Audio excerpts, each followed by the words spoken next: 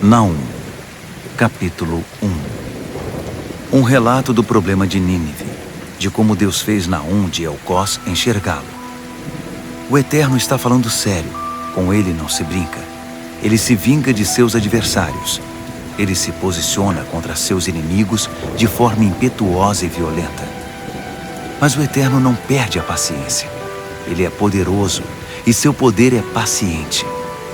Mesmo assim, ninguém passa por ele sem prestar contas. Cedo ou tarde, todos pagam o que devem. Furacões e ciclones são o rastro de sua passagem. As nuvens carregadas são o pó que ele sacode dos pés. Ele grita ao mar e este seca. Todos os rios evaporam. Os montes de Bazã e do Carmelo se encolhem. Os pomares do Líbano murcham. As montanhas tremem nas suas fundações. Colinas se dissolvem em planícies lamacentas.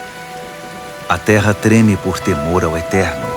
O mundo inteiro entra em pânico. Quem pode enfrentar essa ira crescente?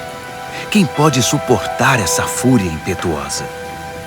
Sua ira se espalha como um rio de lava. Sua fúria esmigalha blocos de pedra. O Eterno é bom, um lugar de refúgio em tempos difíceis. Ele reconhece e recebe qualquer um que busque ajuda, não importa o tamanho do problema. Mas as ilhas confortáveis de escape ele apaga do mapa. Ninguém escapa de Deus. Por que desperdiçar tempo conspirando contra o Eterno? Ele está pondo um fim a todas as conspirações. Para os que causam problemas, não haverá segunda chance. Como um monte de arbustos secos, encharcados de óleo, o incêndio os consumirá. Nínive é um formigueiro de tramas maldosas contra o Eterno, um antro de fabricação de mentiras, sedução e traição. E o Eterno tem algo a dizer sobre tudo isso. Mesmo que estejam por cima de tudo, recebendo todos os aplausos e votos, vocês serão arrasados. Eu castiguei você, Judá, é verdade, mas não vou castigá-lo outra vez.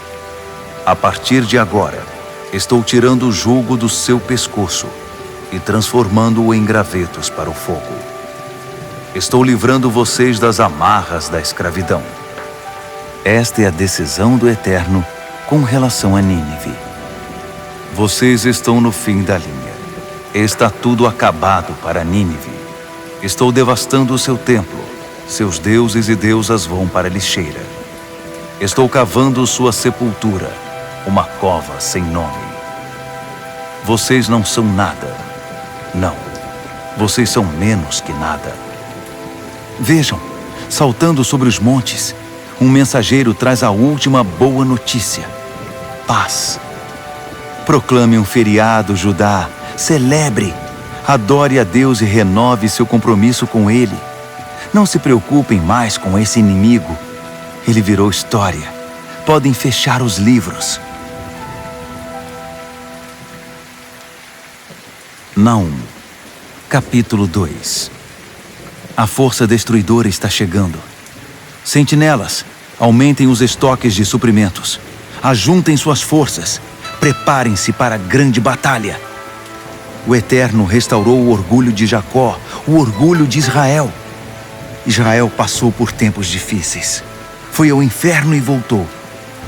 Armas reluzem ao sol. Os soldados estão esplêndidos no uniforme de guerra. Carros polidos e resplandecentes estão prontos para atacar. Uma floresta de lanças, empunhadas e letais no horizonte. Os carros tomam as ruas e ocupam as praças, ardendo como tochas ao sol, como relâmpagos velozes e flamejantes. O rei assírio reúne seus homens para a batalha, mas eles cambaleiam e tropeçam. Eles correm para as trincheiras, para barrar a correnteza, mas já é tarde. Os soldados arrombam os portões. O palácio é demolido. Em breve tudo estará terminado. Nínive estará arrasada. Nínive estará condenada. Servas e escravos vão gemer como pombas, gesticulando em desespero. Nínive é um tonel do qual foi tirado o tampão. Ouvem-se gritos. Façam alguma coisa! Façam alguma coisa! Mas já é tarde. Nínive logo estará vazia. Não vai sobrar nada. Ouvem-se outros gritos. Saqueiem a prata! Saqueiem o ouro! Que é o dourado de saques! Levem tudo o que quiserem! Condenação, danação, desolação. Corações se escondem, joelhos se dobram, estômagos têm ânsia, rostos empalidecem. O que aconteceu ao famoso e feroz leão assírio e aqueles lindos filhotes assírios? O que houve com o leão e a leoa, tão acomodados com seus filhotes, tão ferozes e destemidos? O que houve com o leão, que sempre voltava da caçada com carne para a leoa e os filhotes, com a toca abarrotada de carne ensanguentada, de sangue e ossos para o banquete real? Assíria, sou seu inimigo. Diz o Senhor dos exércitos de anjos: vou torrar seus carros.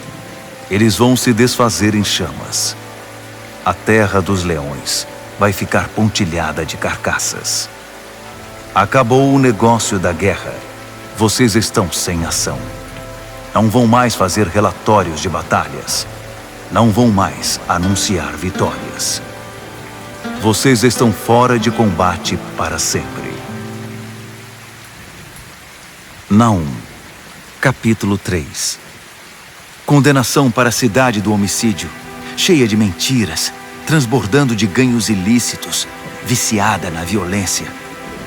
Cornetas tocando alto, rodas retinindo, cavalos empinando, carros balançando, cavaleiros a galope, brandindo espadas e lanças, cadáveres apodrecendo nas ruas, corpos empilhados como lenha em todas as sarjetas e ruelas, obstruindo os cruzamentos.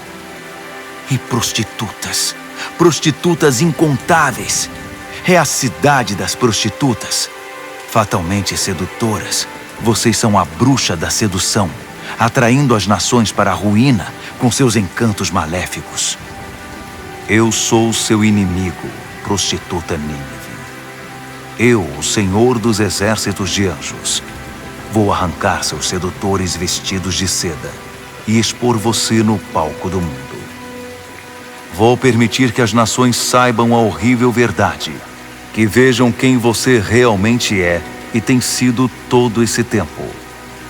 Vou cobrir você com esterco de cachorro e colocá-la numa vitrine, cadela em exibição.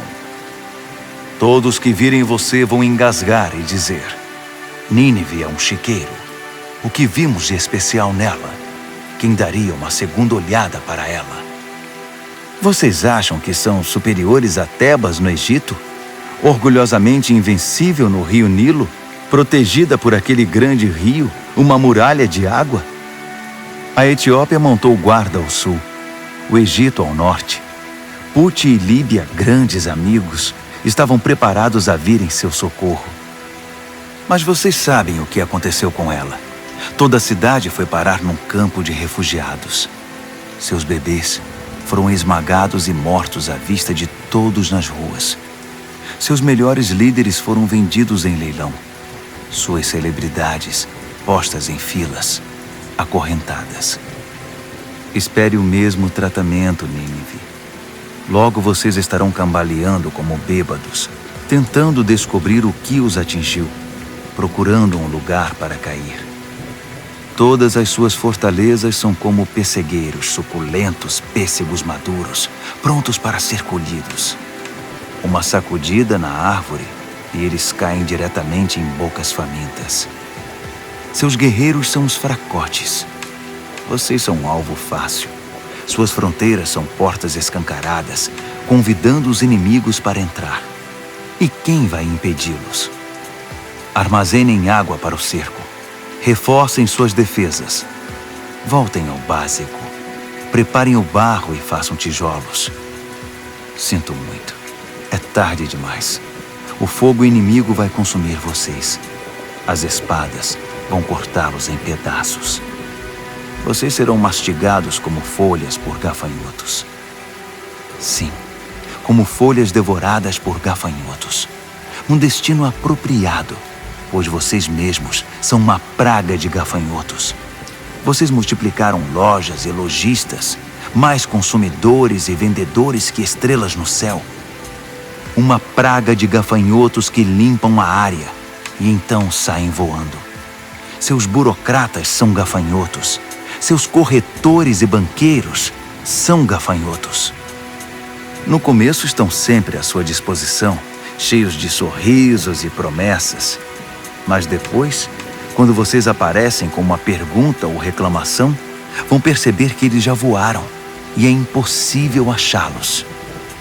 Rei da Assíria, seus pastores líderes que têm a responsabilidade de cuidar do povo estão ocupados fazendo tudo menos isso. Não estão fazendo o seu trabalho.